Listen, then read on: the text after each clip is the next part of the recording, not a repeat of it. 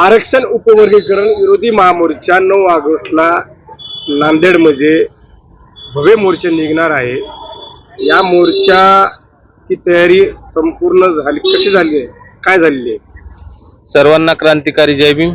मी केशव कांबळे, आंबेडकरवादी मातंग युवक आहे। उद्या दिनांक 9 ऑगस्ट 2026 रोजी आरक्षण उपवर्गीकरण विरोधी महामोर्चाचे आयोजन केलेले आहे।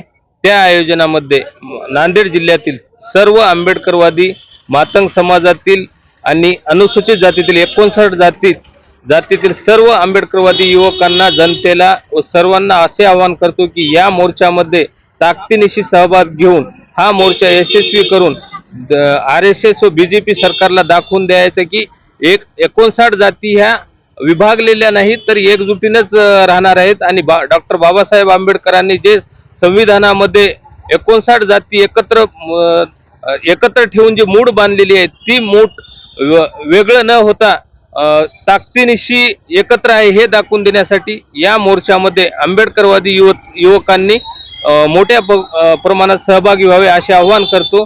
हे जे षडयंत्र BJP RSS ने लावून दिलेलं आहे, कारण हे मातंग आणि बौद्ध एकत्र नांदू नये, हे दोन जाती कशा विभागल्या जातील यासाठी मातंग समाजातील काही दलाल लोक, काही हस्तक लोक हाताशी धरून दोन समाजामध्ये भांडणं लावण्याचं जे काम यांनी केलेलं आहे आणि ह्या संविधानावर घाला घालण्याचं जे काम केलेलं आहे, हे हा घाला उद्ध्वस्त करण्यासाठी हा 9 ऑगस्टचा मोर्चा सर्वांनी मिळून यशस्वीरित्या पार पाडावा असे सर्वांना आवाहन करतो।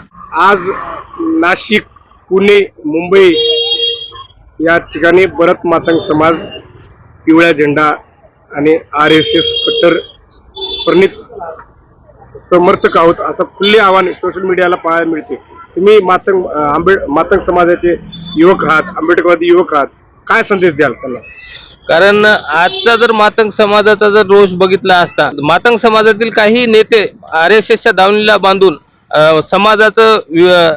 समाजाचं दिशाभूल करण्याचं काम करत आहेत। या समाजानं आतापर्यंत कधीच अण्णाभाऊ साठे आंबेडकरवादी होते हे कधीच सांगितलं नाही। अण्णाभाऊ साठे म्हणतात की जग बदल घालून निघाव मध्ये सांगून गेले भीमराव।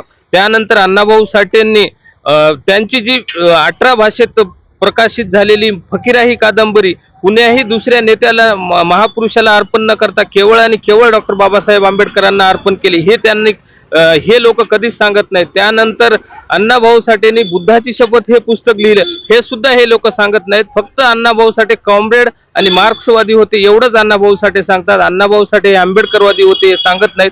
त्यामुळे हे समाजामध्ये जी गफलत चालू आहे, ही गफलत लोकांच्या मनातून दूर करणं फार मोठी गरजेचं आहे आणि यासाठी हे उपवर्गीकरण तात्काळ रद्द झालं पाहिजे। यासाठी मातंग समाजातील तरुण सर्व लोक कार्यकर्त्यांना आव्हान करतो की या मोर्चामध्ये सर्वांनी ताकदीनिशी सहभाग घ्यावा। श्रद्धेय ॲडव्होकेट लोकनेते बाळासाहेब आंबेडकर म्हणतात की आरक्षणाचं जे उपवर्गीकरण आहे ते राज्याला अधिकार नाही, केंद्राला अधिकार आहे, ते बी राज्याचा अधिकार ऐच्छिक आहे। तर आज आपण आंबेडकरवादी युवक आहात, नेमकं आरक्षणाचा फायदा आणि तोटा काय? आज उपवर्गीकरणाची मागणी हीच गुलामगिरीची पहिली पायरी आहे। उपवर्गीकरण जर झालं तर तुम्ही 100% गुलाम झाल्याशिवाय राहणार नाहीत। BJP व RSS ने तुम्हाला एक गुलामगिरीचा तुकडा म्हणून तुम्हाला उपवर्गीकरणाचा आमिष दाखवलेला आहे। ते तुकडा जर उद्या उपवर्गीकरण झालं तर तुमच्या गळ्यामध्ये पट्टा आल्याशिवाय राहणार नाही आणि तुम्ही गुलाम झाल्याशिवाय राहणार नाहीत। त्यासाठी सर्व जनतेने हे उपवर्गीकरण कशा पद्धतीने रद्द होईल त्यासाठी सर्व आंबेडकरवादी युवकांनी हे 9 ऑगस्टचं आंदोलन यशस्वी करून या आंदोलनामध्ये सहभाग घ्यावा अशी विनंती करतो सर्वांना।